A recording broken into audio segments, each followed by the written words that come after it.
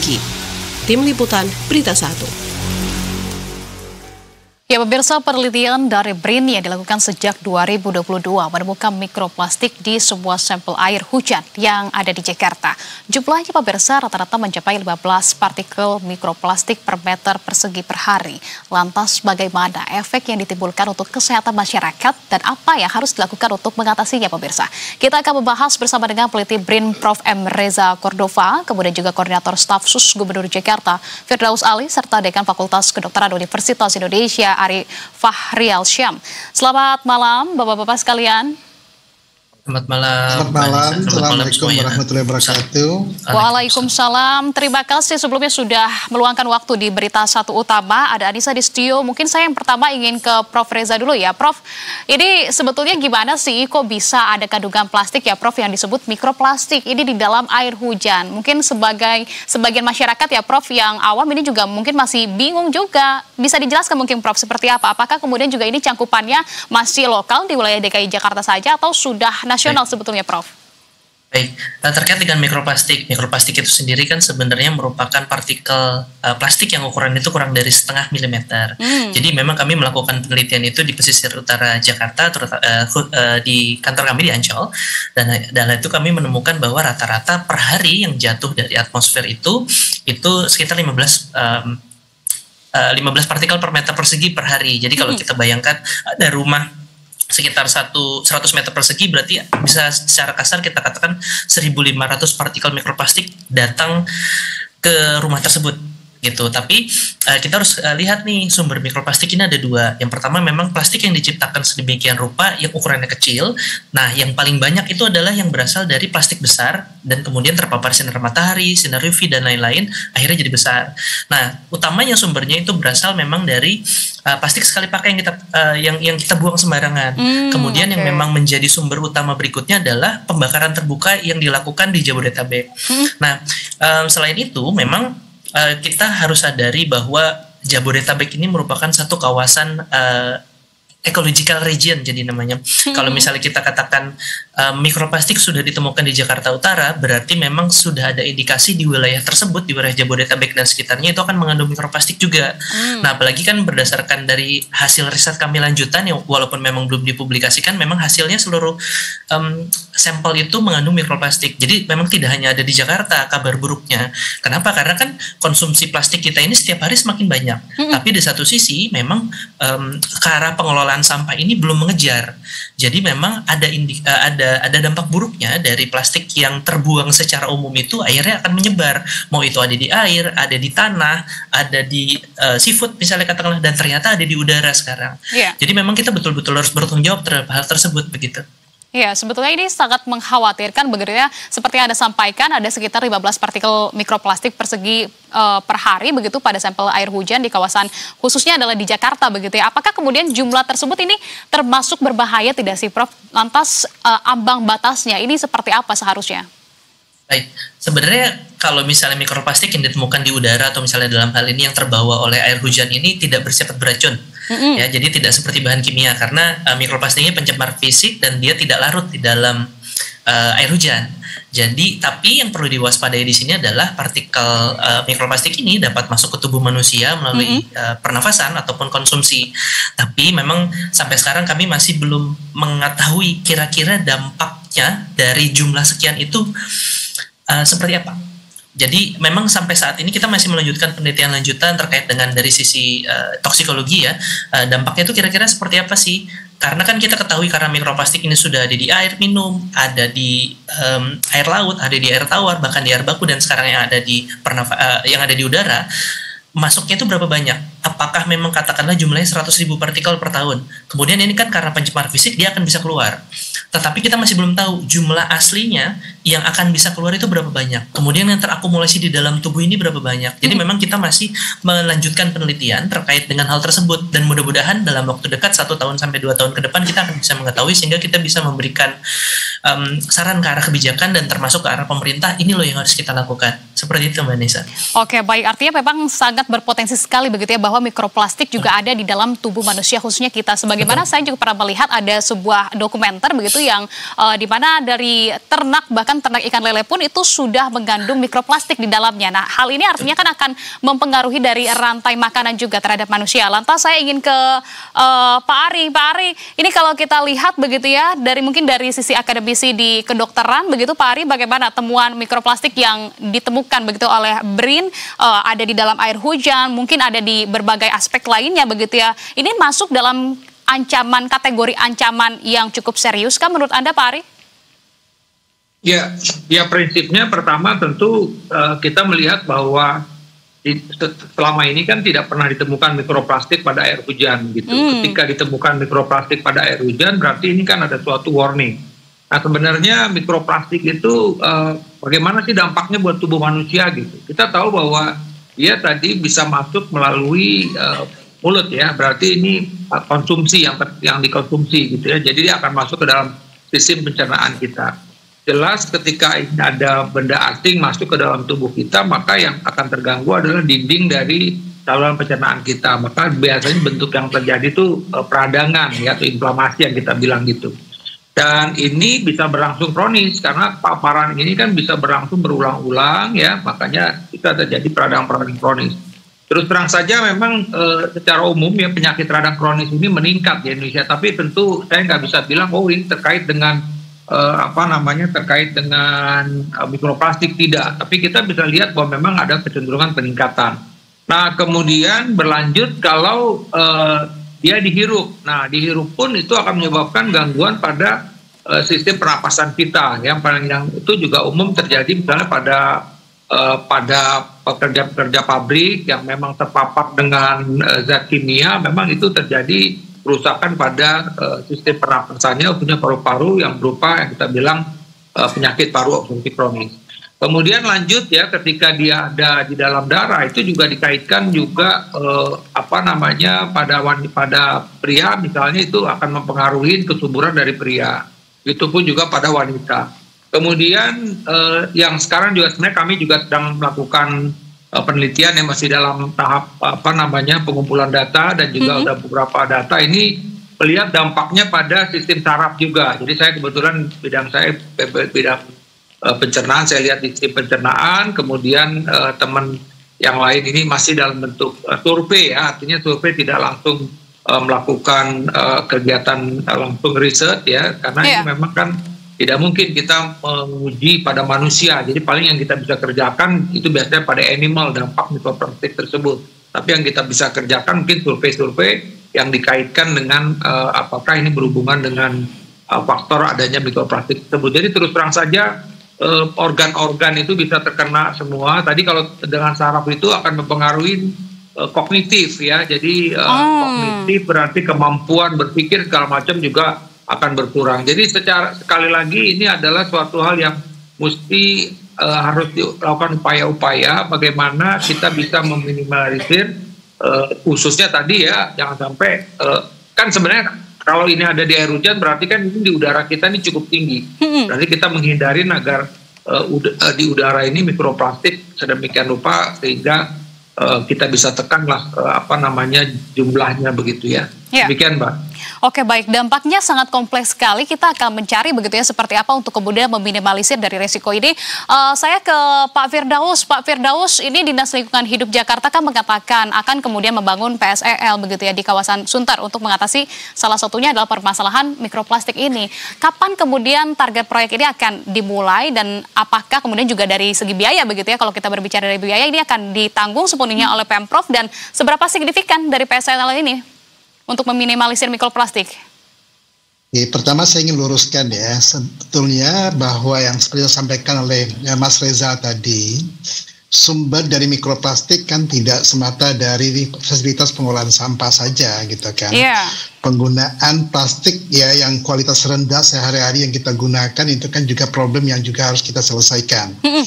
Terkait dengan PSEL tadi yang disampaikan oleh Pak Kadis, itu bagian dari komitmen Pemprov DKI Jakarta. Kita sedang dalam krisis sampah saat ini, yaitu adalah Kita punya 8.000 ton per hari yang harus kita selesaikan jumlah sampah yang dihasilkan di Jakarta. Dan apalagi kita di Bantar Gebang sudah punya 55 juta ton akumulasi sampah yang kita selesaikan. Oke, kita tahu memang sebagian besar sampah kita juga mengandung plastik tadi. Proses kemudian dekomposisi plastik kualitas rendah atau kemudian juga aktivitas yang di mana masyarakat juga masih membakar sampah. Itu salah satu sumber dari mikroplastik, dan juga saya khawatir sebetulnya kita tidak hanya mikroplastik. Yang ukuran nano size ya, ukuran nano pun juga harus jadi concern kita.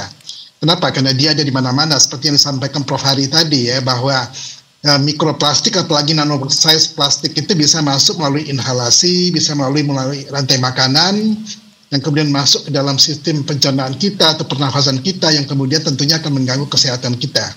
Ya, dalam konteks ini kembali ke pesel tadi ya, kita sebetulnya sudah menyelesaikan pembangunan yang kita sebut dengan RDF yang ada di Rorotan. Ini adalah fasilitas pengolahan sampah modern yang kita bangun, baru kita selesaikan di awal tahun ini dengan kapasitas 2.500 ton per hari.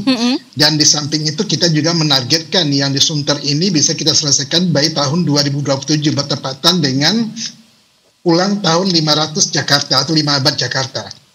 Tetapi sekali lagi, ya ini adalah salah satu bagian komponen dalam rangka kita tadi memastikan bahwa keberadaan bahan pencemar seperti mikroplastik, nano size plastik tadi itu kita bisa reduksi. Tapi kembali lagi ya, ada upaya-upaya yang harus kita lakukan secara terintegrasi mulai dari hulu sampai ke hilir, dikaitkan dengan keberadaan mikroplastik ini harus kita lakukan. Ya.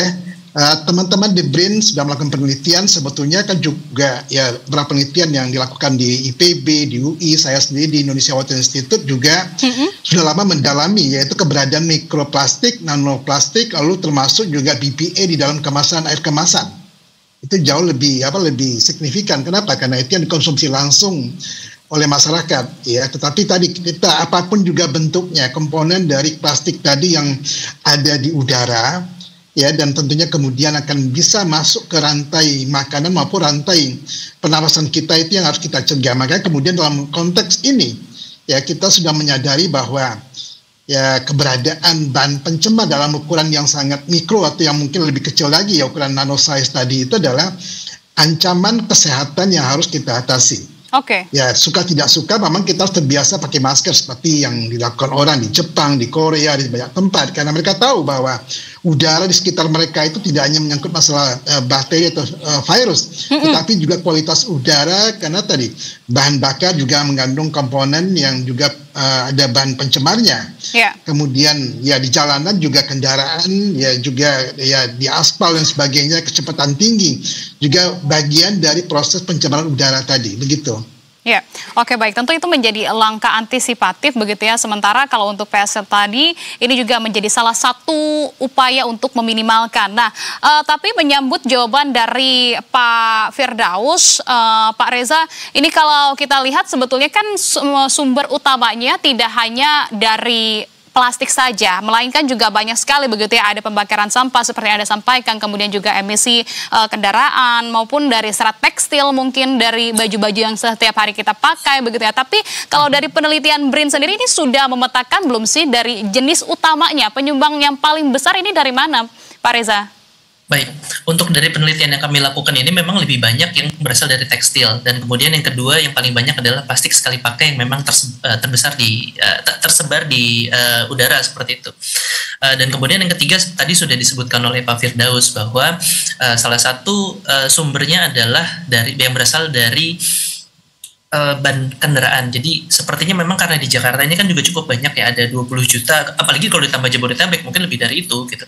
Nah yang itu karena memang sistemnya cuaca yang ada di Jabodetabek ini saling terkait satu sama lain, termasuk yang ada di pesisir utara Jakarta atau sampai di Laut Jawa, hal itu akan menyebabkan terjadinya kayak pertukaran antara wilayah-wilayah tersebut. Jadi bisa jadi memang sumber polusinya itu adanya bukan hanya ada di Jakarta, tapi bisa jadi ada di Bogor, ada di Depok, ada di Tangerang, ada di Bekasi, dan juga ada di wilayah-wilayah yang ada di sekitarnya. Tetapi memang yang menjadi concern di sini adalah karena mikroplastik ini kan termasuknya aerosol. Jadi dia bisa transfer lebih dari ratusan kilometer, bahkan bisa jadi ribuan kilometer gitu. Nah, di mikroplastik yang ada di udara ini kan sebenarnya dari berbagai macam sintetik polimer gitu, dan ini dia sifatnya sangat halus. Apalagi tadi kalau misalnya Indonesia sendiri kan terpapar sinar matahari itu panjang. Tadi sudah disebutkan oleh Pak Firdaus bahwa ini akan bisa menjadi nanoplastik nih. Nah, ketika itu sudah terjadi, dia akan menambah beban partikulat yang ada di atmosfer, memperparah kondisi kualitas udara, dan meningkatkan resiko inhalasi dari partikel plastik yang ukurannya kecil ini yang telah disebutkan oleh Prof. Ari, seperti itu. Baik, tapi Pak Reza, dampaknya begitu ya kalau partikel mikroplastik ini kemudian sudah ikut masuk bersama dengan air hujan, dampak jangka panjangnya mungkin yang sudah diteliti oleh BRIN ini seperti apa terhadap ekosistem kita, Pak Reza? Baik mungkin dari air tanah, kemudian juga bisa saja terkontaminasi maupun dari rantai makanan manusia, mana yang kemudian paling berbahaya, Pak Reza? Baik, potensinya itu semuanya itu akan sangat berbahaya sekali ya. Tetapi ini dalam jangka panjang, tidak dalam jangka yang akut. Jadi tidak sekali kalau misalnya kita minum katakanlah insektisida, kita akan langsung pingsan atau misalnya sejenisnya. Tetapi yang terjadi ini memang ini jangka panjang. Kalau misalnya kita melihat dampaknya ini ada dua. Yang pertama adalah dari lingkungan itu sendiri, dan kemudian nanti dari kesehatan. Kalau untuk dari dampaknya yang ada lingkungan, ketika mikroplastik ini turun bersama hujan, mikroplastik ini dan nanoplastik atau segala jenis partikel plastik yang kecil ini akan terdeposisi ke tanah dan sampai saluran air. Semakin besar pori-porinya, akan semakin besar kemungkinannya akan masuk ke dalam lapisan tanah sampai air tanah dangkal. Ada beberapa kajian, memang kami belum mempublikasikan data tersebut, termasuk dari kolega-kolega kami di perguruan tinggi, ada yang membuktikan bahwa mikroplastik itu sudah sampai air tanah dangkal, sumur antara 5 sampai 10 meter. Nah, itu kita masih belum tahu sih sebenarnya apakah itu masuk lewat peresapan lapisan tanah atau memang lewat udara atau terbawa oleh aliran air hujan. Nah, itu yang memang kita masih belum tahu.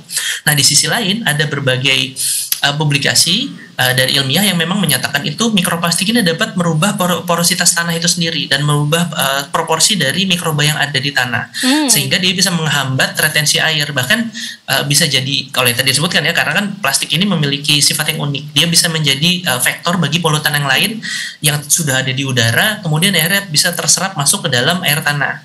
Jadi memang pengendalian mikroplastik ini penting sekali gitu kan. Nah, kemudian kalau untuk dari sisi kesehatan, karena tadi sudah disebutkan bahwa mikroplastik ini tidak akan bersifat racun secara langsung seperti bahan kimia yang lain. Tetapi karena sifat plastik ini kan ada unik sebenarnya. Plastik itu kan terdiri dari 3 bagian. Dari plastik murni itu sendiri, dari bahan aditifnya seperti yang tadi sudah disebutkan Pak Firdaus, ada ftalat, ada BPA, ada yang lain. Nah, terus kemudian yang satu lagi ini mikroplastik bisa menjadi media pembawa polutan atau bahkan mikroba patogen yang bisa menempel di permukaannya. Nah, ini kalau misalnya terjadi paparan terus-menerus, bisa jadi pertama ada gangguan pernafasan, kemudian lebih lama lagi nanti ada stres oksidatif, sampai gangguan sistem imun. Gitu. Tapi kita harus garis bawahi ini tidak akan menyebabkan penyakit yang langsung timbul saat itu, tidak akan akut, tapi ini yang jelas berdasarkan dari berbagai macam studi, resiko jangka panjang dari mikroplastik ini sangat nyata, dan memang harus kita kendalikan sejak dini. Seperti itu, Mbak Anissa. Oke, baik, sangat nyata, namun memang tidak akan terasa begitu singkatnya begitu ya. Dalam jangka waktu yang dekat. Ini akan terasa ketika dalam jangka waktu yang panjang dan juga mungkin tingkatnya jauh lebih tinggi begitu. Nah, tapi Pak Ari, kalau kita melihat ini seberapa besar kemudian resiko kesehatan bagi warga yang di kota-kota besar seperti Jakarta ini, Pak Ari, jika kemudian paparan mikroplastik terus meningkat tanpa adanya penanganan, Pak Ari?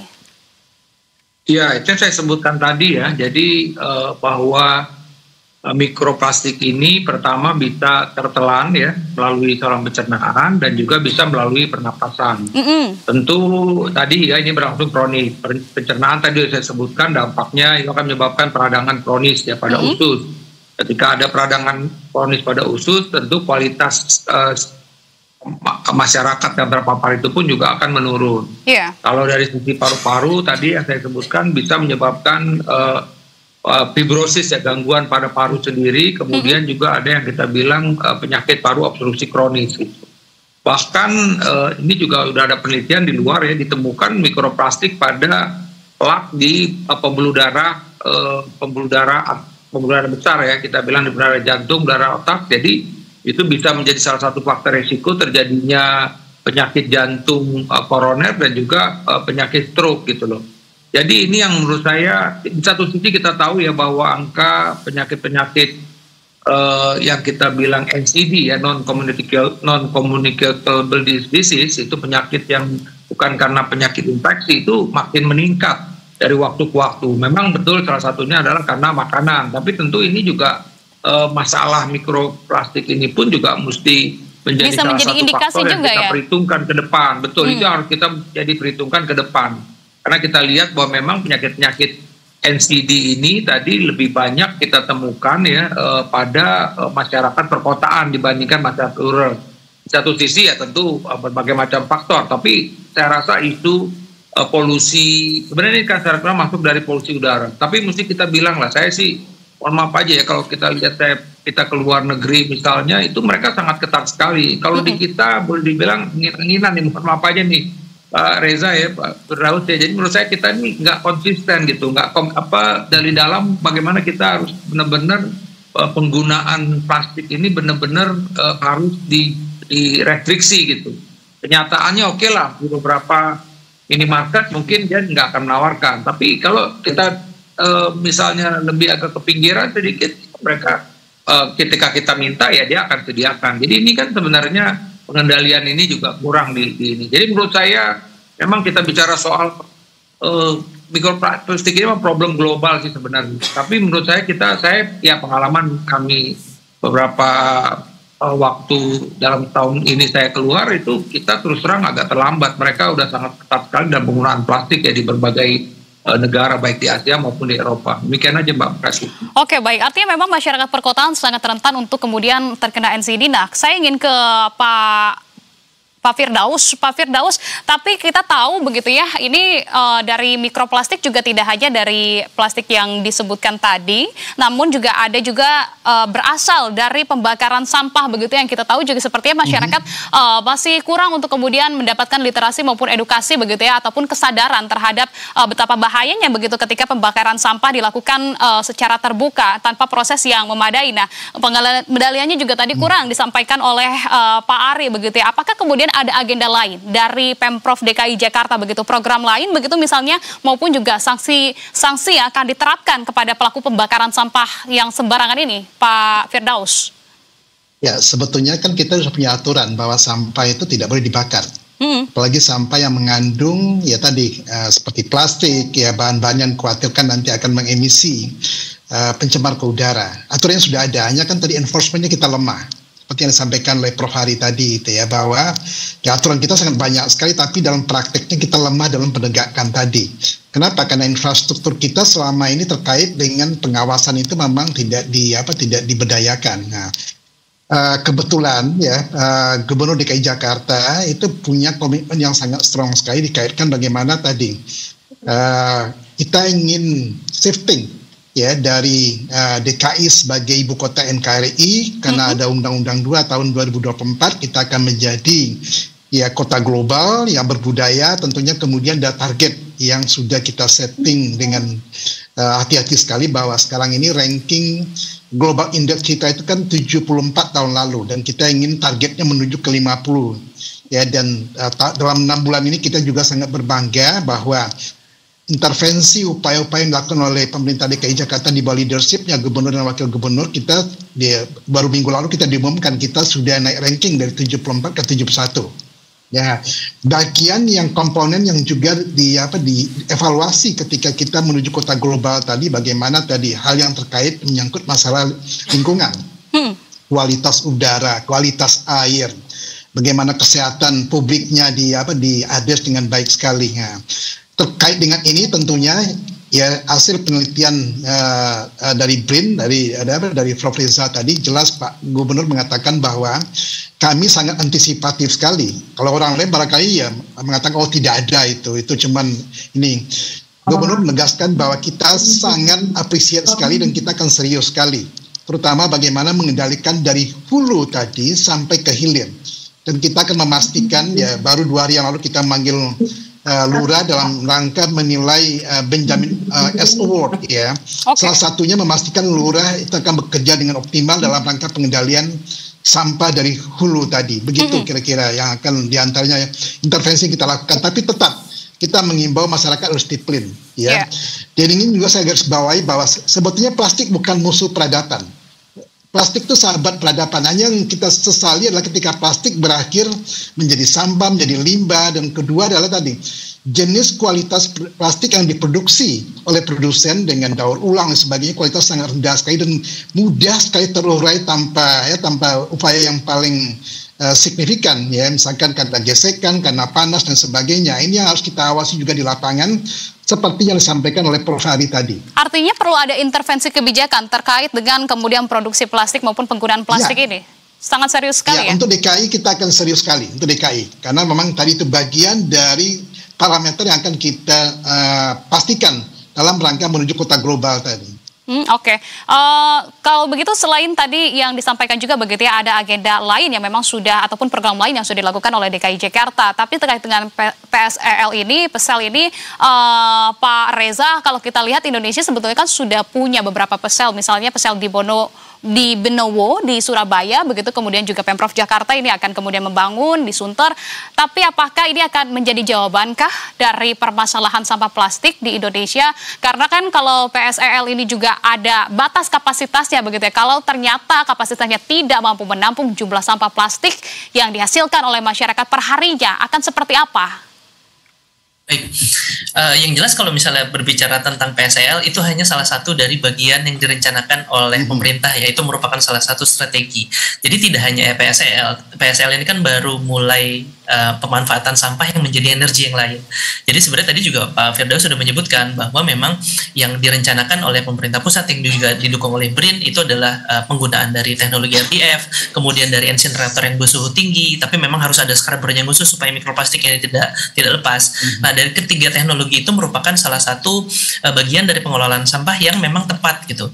Tetapi memang kita harus memperkuat juga dari sumbernya, mulai dari sistem 3R yang sebenarnya itu sudah bertahun-tahun dicanangkan oleh pemerintah Indonesia, termasuk dari ada penggunaan bank sampahnya, TPS 3R, kemudian kita sebenarnya harusnya mendorong daur ulang kemasan yang ada. Jadi kita tidak banyak fokus ke plastik sekali pakai, karena kita ketahui merupakan dominansi dari sampah itu adalah plastik sekali pakai itu sendiri, kantong kresek, kemudian plastik sachet, botol air kemasan, termasuk puntung rokok misalnya katakan itu kan yang sekali pakai langsung kemudian dibuang. Nah seperti yang tadi sudah disebutkan sama Pak Firdaus, kita nggak boleh alergi sama penggunaan plastik. Bukan berarti plastik itu buruk, tetapi yang salah di sini adalah kekurangan dari kurang tidak optimalan dari pengelolaan sampah itu sendiri. Dan kemudian masyarakatnya juga kan kayak tadi sudah Mbak Anissa bilang, ini edukasinya masih kurang sebenarnya. Jadi memang kita harus meningkatkan kesadaran itu. Yang kita misalnya bisa kerjasama dengan masing-masing Pemda. Tapi kan Pemda di sini kan tidak semua memiliki kemampuan yang sama. Kalau Jakarta, kemudian Surabaya itu memiliki kemampuan yang bagus. Bahkan collection rate-nya itu untuk di sampah dari sumber itu sangat tinggi. Tetapi kalau jauh dari sana, dia collection rate itu sangat rendah. Padahal seharusnya kan yang dikirim ke TPA itu hanya residunya saja. Faktanya sekarang itu masih bercampur gitu. Dan memang kita harus betul-betul, termasuk dari Pemda, saya sebenarnya salah satu yang mendukung kalau misalnya Pemda itu mendukung masyarakatnya untuk melakukan pemilahan sampah dulu. Kemudian baru kita tutup open dumpingnya, pembakaran liarnya. Kalau di Jakarta mungkin jarang sekali. Mungkin hanya 1 dari 100 orang. Tapi tetap masih terjadi. Nah, kalau yang ada di sekitarnya, itu masih cukup banyak. Karena memang pengelolaan sampahnya ini belum optimal. Seperti itu Mbak Anissa. Oke, baik. Terakhir saya ingin ke Pak Firdaus, ke Pak Ari maksud saya. Pak Ari, tapi kalau menurut Anda Pak Ari seberapa siap kemudian ini dari sistem kesehatan Indonesia begitu ya dalam menghadapi ancaman baru seperti polusi mikroplastik ini Pak Ari, silakan. Iya, itu ini memang perlu perlu kerja lintas sektoral ya, dan juga masyarakat harus terus diedukasi, dan untuk mengedukasi masyarakat ini terutama memang pada pelajar yang mungkin dari mulai SD, SMP, SMA itu juga kebiasaan dulu kan kita selalu mengganti dengan botol gitu ya. Ini nampaknya itu boleh dibilang seperti musim-musiman gitu loh, tidak konsisten. Itu yang menurut saya tadi bilang. Jadi juga termasuk di kampus. Sekarang ini kan juga kebetulan UI termasuk salah satu pelopor untuk Green Campus di dunia ini ya, dengan adanya kriteria Green Matrix. Jadi ini menurut saya dan ini makin luas lagi seluruh dunia, seluruh ternama juga udah ikut untuk dalam Green Campus ini. Ini pun bisa kita terapkan terus di level SMA misalnya. Jadi ini gerakan ini memang gerakan masif mendidik dari ini. Dan kemudian juga di pengendalian usaha ini memang bicara soal industri tadi. Saya rasa pakar-pakar di bidang industri plastik misalnya bagaimana memang meminimalkan ya produk-produk tersebut yang bisa mencegah terjadinya atau terlepasnya mikroplastik misalnya. Tentu ada teknologi untuk mencapai hal tersebut. Jadi saya rasa semua pihak ini dan law enforcement tadi. Jadi kadang-kadang memang kelemahan kita adalah tadi misalnya Pemda sudah membuat aturan, tapi pada kenyataannya penegakan hukumnya tidak berjalan seperti yang kita harapkan. Jadi ini yang menurut saya, terus terang terima kasih BRIN mengangkat isu ini. Saya rasa tugas kita yang ada di lembaga-lembaga penelitian ya, di para akademisi harus ini untuk menyampaikan kepada masyarakat agar kita ya agar lebih sehat lah di masa depan gitu. Karena dampaknya nanti memang akhirnya biaya pelayanan kesehatan kita menjadi meningkat terus kalau ini kita tidak kendalikan. Akhirnya uang kita pajak ujung-ujungnya habis untuk obat gitu. Baik, tentu ini sudah menjadi waktunya begitu ya bagi kita bersama bergotong royong untuk kemudian ini menjadi PR kita bersama agar kemudian meminimalisir dari bahaya mikroplastik ini, bahkan kesadaran untuk seluruh masyarakat Indonesia. Terima kasih kalau begitu Pak Ari, Pak Firdaus dan juga Pak Reza. Salam sehat selalu, sukses selalu untuk Anda. Selamat malam. Salam sehat semuanya. Sama-sama, terima kasih Prof Reza, Prof.